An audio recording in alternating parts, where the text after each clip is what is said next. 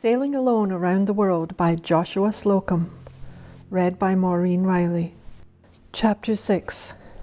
On November 28, the Spray sailed from Rio de Janeiro and first of all ran into a gale of wind, which tore up things generally along the coast, doing considerable damage to shipping. It was well for her, perhaps, that she was clear of the land. Coasting along this part of the voyage, I observed that while some of the small vessels I fell in with were able to outsail the Spray by day, they fell astern of her by night. To the Spray, day and night were the same. To the others, clearly there was a difference. On one of the very fine days experienced after leaving Rio, the steamship South Wales spoke the Spray, and unsolicited gave the longitude by chronometer as 48 degrees west. "As near as I can make it," the captain said. The Spray, with her tin clock, had exactly the same reckoning. I was feeling at ease in my primitive method of navigation, but it startled me not a little to find my position by account verified by the ship's chronometer. On December 5th, a barkentine hove in sight, and for several days the two vessels sailed along the coast together. Right here a current was experienced setting north, making it necessary to hug the shore, with which the Spray became rather familiar. Here I confess a weakness. I hug the shore entirely too close. In a word, at daybreak on the morning of December 11th, the Spray ran hard and fast on the beach. This was annoying, but I soon found that the sloop was in no great danger. The false appearance of the sand hills under a bright moon had deceived me, and I lamented now that I had trusted to appearances at all. The sea, though moderately smooth, still carried a swell which broke with some force on the shore. I managed to launch my small dory from the deck and ran out a kedge anchor and warp, but it was too late to kedge the sloop off, for the tide was falling and she had already sewed a foot. Then I went about laying out the larger anchor, which was no easy matter, for my only lifeboat, the frail dory, when the anchor and cable were in it, was swamped at once in the surf, the load being too great for her. Then I cut the cable and made 2 loads of it instead of 1. The anchor, with 40 fathoms bent and already buoyed, I now took and succeeded in getting through the surf. But my dory was leaking fast, and by the time I had rowed far enough to drop the anchor, she was full to the gunwale and sinking. There was not a moment to spare, and I saw clearly that if I failed now, all might be lost. I sprang from the oars to my feet, and lifting the anchor above my head, threw it clear just as she was turning over. I grasped her gunwale and held on as she turned bottom up, for I suddenly remembered that I could not swim. Then I tried to right her, but with too much eagerness, for she rolled clean over and left me as before, clinging to her gunwale while my body was still in the water. Giving a moment to cool reflection, I found that although the wind was blowing moderately towards the land, the current was carrying me to sea, and that something would have to be done. 3 times I had been under water in trying to right the dory, and I was just saying, "Now I lay me," when I was seized by a determination to try yet once more, so that no one of the prophets of evil I had left behind me could say, "I told you so." Whatever the dangers may have been, much or little, I can truly say that the moment was the most serene of my life. After righting the dory for the 4th time, I finally succeeded by the utmost care in keeping her upright while I hauled myself into her and with one of the oars which I had recovered, paddled to the shore, somewhat the worse for wear and pretty full of salt water. The position of my vessel, now high and dry, gave me anxiety. To get her afloat again was all I thought of or cared for. I had little difficulty in carrying the second part of my cable out and securing it to the first, which I had taken the precaution to buoy before I put it into the boat. To bring the end back to the sloop was a smaller matter still, and I believe I chuckled above my sorrows when I found that in all the haphazard my judgment or my good genius had faithfully stood by me. The cable reached from the anchor in deep water to the sloop's windlass by just enough to secure a turn, and no more. The anchor had been dropped at the right distance from the vessel. To heave all taut now and wait for the coming tide was all I could do. I had already done enough work to tire a stouter man, and was only too glad to throw myself on the sand above the tide and rest, for the sun was already up and pouring a generous warmth over the land. While my state could have been worse, I was on the wild coast of a foreign country and not entirely secure in my property, as I soon found out. I had not been long on the shore when I heard the patter-patter of a horse's feet approaching along the hard beach, which ceased as it came abreast of the sand ridge where I lay sheltered from the wind. Looking up cautiously, I saw mounted on the nag probably the most astonished boy on the whole coast. He had found a sloop. It must be mine, he thought, for am I not the first to see it on the beach? Sure enough, there it was, all high and dry and painted white. He trotted his horse around it, and finding no owner, hitched the nag to the sloop's bobstay and hauled as though he would take her home. But of course she was too heavy for one horse to move. With my skiff, however, it was different.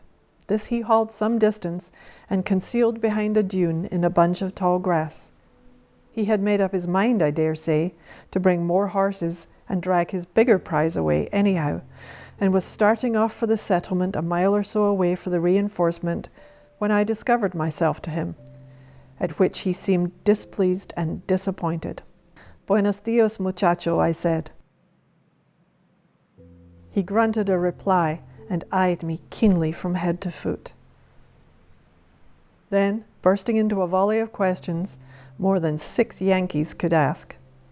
He wanted to know first where my ship was from and how many days she had been coming. Then he asked me what I was doing here ashore so early in the morning. "Your questions are easily answered," I replied. "My ship is from the moon. It has taken her a month to come, and she is here for a cargo of boys." But the intimation of this enterprise, had I not been on the alert, might have cost me dearly, for while I spoke, this child of the Campo coiled his lariat ready to throw, and instead of being himself carried to the moon, he was apparently thinking of towing me home by the neck, astern of his wild cayuse, over the fields of Uruguay. The exact spot where I was stranded was at the Castillo Chicos, about 7 miles south of the dividing line of Uruguay and Brazil, and of course the natives there speak Spanish. To reconcile my early visitor, I told them that I had on my ship biscuits, and that I wished to trade them for butter and milk. On hearing this, a broad grin lighted up his face, and he showed that he was greatly interested, and that even in Uruguay a ship's biscuit will cheer the heart of a boy and make him your bosom friend. The lad almost flew home and returned quickly with butter, milk, and eggs. I was, after all, in a land of plenty. With the boy came others, old and young, from neighboring ranches, among them a German settler, who was of great assistance to me in many ways. A coast guard from Fort Teresa, a few miles away, also came, to protect your property from the natives of the plains, he said. I took occasion to tell him, however, that if he would look after the people of his own village, I would take care of those from the plains, pointing as I spoke to the nondescript merchant who had already stolen my revolver and several small articles from my cabin, which by a bold front I had recovered. The chap was not a native Uruguayan. Here, as in many other places that I visited, the natives themselves were not the one discreditable to the country. Early in the day, a dispatch came from the port captain of Montevideo, commanding the coast guards to render the Spray every assistance. This, however, was not necessary, for a guard was already on the alert, and making all the ado that would become the wreck of a steamer with 1,000 emigrants on board. The same messenger brought word from the port captain that he would dispatch a steam tug to tow the Spray to Montevideo. The officer was as good as his word. A powerful tug arrived on the following day, but, to make a long story short, with the help of the German and one soldier and one Italian called Angel of Milan, I had already floated the sloop and was sailing for port with the boom off before a fair wind. The adventure cost the Spray no small amount of pounding on the hard sand. She lost her shoe and part of her false keel, and received other damage, which, however, was readily mended afterward in dock. On the following day I anchored at Maldonado. The British consul, his daughter, and another young lady came on board, bringing with them a basket of fresh eggs, strawberries, bottles of milk, and a great loaf of sweet bread.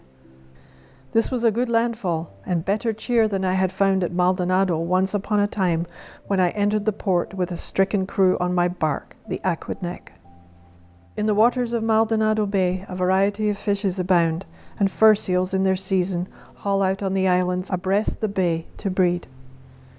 Currents on this coast are greatly affected by the prevailing winds, and a tidal wave higher than that ordinarily produced by the moon is sent up the whole shore of Uruguay before a southwest gale, or lowered by a northeaster, as may happen.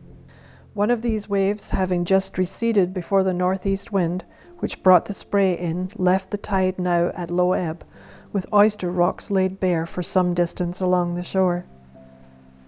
Other shellfish of good flavour were also plentiful, although small in size. I gathered a mess of oysters and mussels here, while a native with hook and line, and with mussels for bait, fished from a point of detached rocks for bream, landing several good-sized ones. The fisherman's nephew, a lad about 7 years old, deserves mention as the tallest blasphemer for a short boy that I met on the voyage. He called his old uncle all the vile names under the sun for not helping him across the gully. While he swore roundly in all the moods and tenses of the Spanish language, his uncle fished on, now and then congratulating his hopeful nephew on his accomplishment. At the end of his rich vocabulary, the urchin sauntered off into the fields, and shortly returned with a bunch of flowers, and with all smiles handed them to me with the innocence of an angel. I remembered having seen the same flower on the banks of the river further up, some years before. I asked the young pirate why he had brought them to me. Said he, "I don't know. I only wished to do so." Whatever the influence was that put so amiable a wish in this wild pampa boy, it must be far-reaching, thought I, and potent, seas over. Shortly after, the Spray sailed for Montevideo, where she arrived on the following day, and was greeted by steam whistles till I felt embarrassed and wished that I had arrived unobserved. The voyage, so far alone, may have seemed to the Uruguayans a feat worthy of some recognition, but there was so much of it yet ahead, and of such an arduous nature, that any demonstration at this point seemed somehow like boasting prematurely. The Spray had hardly come to anchor at Montevideo when the agents of the Royal Mail Steamship Company, Messrs. Humphrey and Co., sent word that they would dock and repair her free of expense, and give me £20 sterling, which they did to the letter, and more besides. The caulkers at Montevideo paid very careful attention to the work of making the sloop tight. Carpenters mended the keel and also the lifeboat, the dory, painting it till I hardly knew it from a butterfly. Christmas of 1895 found the Spray refitted even to a wonderful makeshift stove, which was contrived from a large iron drum of some sort, punched full of holes to give it a draught. The pipe reached straight up through the top of the forecastle. Now this was not a stove by mere courtesy. It was always hungry, even for green wood, and in cold, wet days off the coast of Tierra del Fuego it stood me in good stead. Its one door swung on copper hinges, which one of the yard apprentices, with laudable pride, polished till the whole thing blushed like a brass binnacle of a P&O steamer. The Spray was now ready for sea. Instead of proceeding at once on her voyage, however, she made an excursion up the river, sailing December 29th. An old friend of mine, Captain Howard of Cape Cod and of River Plate fame, took the trip in her to Buenos Aires, where she arrived early on the following day with a gale of wind and a current so much in her favour that she outdid herself. I was glad to have a sailor of Howard's experience on board to witness her performance of sailing with no living being at the helm. Howard sat near the binnacle and watched the compass while the sloop held her course so steadily that one would have declared that the card was nailed fast. Not a quarter of a point did she deviate from her course. My old friend had owned and sailed a pilot sloop on the river for many years, but this feat took the wind out of his sails at last, and he cried, "I'll be stranded on Chico Bank if I ever saw the like of it." Perhaps he had never given his sloop a chance to show what she could do. The point I make for the Spray here, above all other points, is that she sailed in shoal water and in strong current, with other difficult and unusual conditions. Captain Howard took all this into account. In all the years away from his native home, Howard had not forgotten the art of making fish chowders, and to prove this, he brought along some fine rockfish and prepared a mess fit for kings.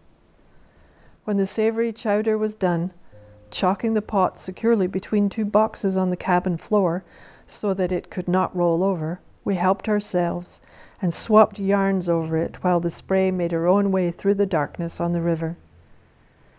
Howard told me stories about the Fuegan cannibals as she reeled along, and I told him about the pilot of the Pinta steering my vessel through the storm off the coast of the Azores, and that I looked for him at the helm in a gale such as this. I do not charge Howard with superstition. We are none of us superstitious. But when I spoke about his returning to Montevideo on the Spray, he shook his head and took a steam packet instead. I had not been in Buenos Aires for a number of years. The place where I had once landed from packets in a cart was now piled up with magnificent docks. Vast fortunes had been spent in remodeling the harbour. London bankers could tell you that. The port captain, after assigning the Spray a safe berth with his compliments, sent me word to call on him for anything I might want while in port, and I felt quite sure that his friendship was sincere. The sloop was well cared for at Buenos Aires. Her dockage and tonnage dues were all free, and the yachting fraternity of the city welcomed her with a good will. In town I found things not so greatly changed as about the docks, and I soon felt myself more at home. From Montevideo, I had forwarded a letter from Sir Edward Hareby to the owner of the Standard, Mr. Mulhall, and in reply to this was assured of a warm welcome to the warmest heart, I think, outside of Ireland. Mr. Mulhall, with a prancing team, came down to the dock as soon as the Spray was berthed, and would have me go to his house at once, where a room was waiting. And it was New Year's Day, 1896. The course of the Spray had been followed in the columns of the Standard. Mr. Mulhall kindly drove me to see many improvements about the city, and we went in search of some of the old landmarks. The man who sold lemonade on the plaza when I first visited this wonderful city, I found selling lemonade still at 2 cents a glass. He had made a fortune by it. His stock in trade was a washtub and a neighbouring hydrant, a moderate supply of brown sugar, and about 6 lemons that floated on the sweetened water. The water from time to time was renewed from the friendly pump, but the lemon went on forever, and all at 2 cents a glass. But we looked in vain for the man who had once sold whiskey and coffins in Buenos Aires. The march of civilization had crushed him. Memory only clung to his name. Enterprising man that he was, I fain would have looked him up. I remember the tiers of whiskey barrels ranged on end on one side of the store, while on the other side, and divided by a thin partition, were the coffins in the same order, of all sizes and in great numbers. The unique arrangement seemed in order, for, as a cask was emptied, a coffin might be filled.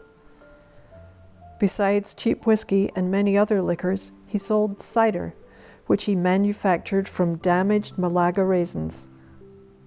Within the scope of his enterprise was also the sale of mineral waters, not entirely blameless of the germs of disease. This man surely catered to all the tastes, wants, and conditions of his customers. Farther along in the city, however, survived the good man who wrote on the side of his store, where thoughtful men might read and learn, "This wicked world will be destroyed by a comet, The owner of this store is therefore bound to sell out at any price and avoid the catastrophe. My friend, Mr. Mulhall, drove me round to view the fearful comet with streaming tail pictured large on the trembling merchant's walls. I unshipped the sloop's mast at Buenos Aires and shortened it by 7 feet. I reduced the length of the bowsprit by about 5 feet, and even then I found it reaching far enough from home. And more than once, when on the end of it reefing the jib, I regretted that I had not shortened it another foot.